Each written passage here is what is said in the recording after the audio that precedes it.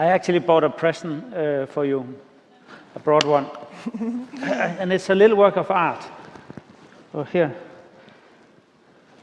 See, it's a diamond. It's kind of like a big diamond.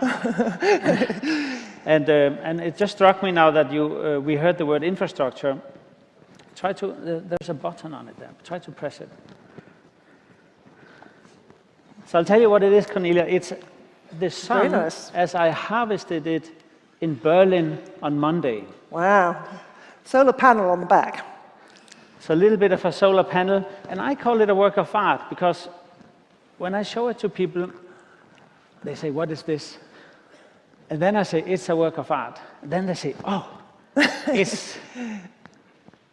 At some point, I said to an elderly woman at a market in south of Addis Ababa, I said, it's a work of art. And she said, no, no. Do you mean like in the church? And actually, that was not what I meant, because I'm into infrastructure, and I was like, this is obviously about having access to energy. But then I said, yeah, well, yes, like in the church. And then she said, it's amazing. And so we are from the culture sector, the cultural sector, right? We say it's art. The process of turning thinking into doing, involving scientists, asking other disciplines to get involved, architects, and also, for my part, social scientists, like behavioral psychologists, on, for instance, how to change people's pattern. So with regards to, for instance, the climate, it's apparently really difficult to use data alone, like scientific data, and show it to people and then make them change their mind or change their behavior.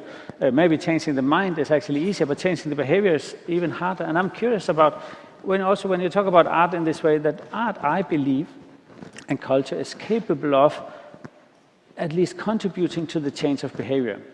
The way we have worked with the studios in the interdisciplinary way, I think is very much about reaching out to people and not, I guess we could call it listening to them, or verbalizing on their behalf. That sounds a little condescending, but how do we say it? Activating people.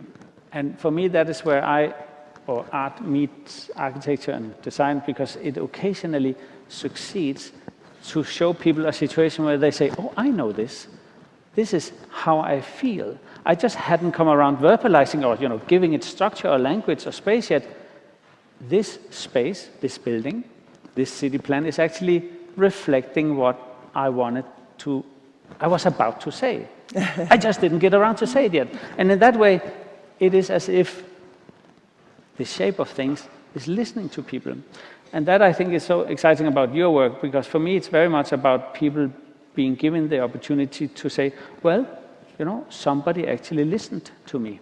I'm okay. Within the cultural sector, this power to kind of also not sustain the continuing polarization between in-group, out-group, green, north and south, or blue and red, and so on, because always one part of the team feels not listened to. And that's why this idea of being able to create a space in which not agreeing can also be a success criteria, which I think essentially is a space in a museum. You walk in, I walk in, you say, oh, I love that green color, and I say, oh, I really prefer the blue, and we can still be friends. So I've been reading about Daniel Kahneman lately, Think Fast and Slow, I think it's called, and Peter Lewis about the Undoing Project. The decision-making, which seems to be, much to my surprise, highly irrational, and it gives me some trust. It turns out that people are, as I said before, totally oblivious to data, but they're much more, they trust their gut feeling.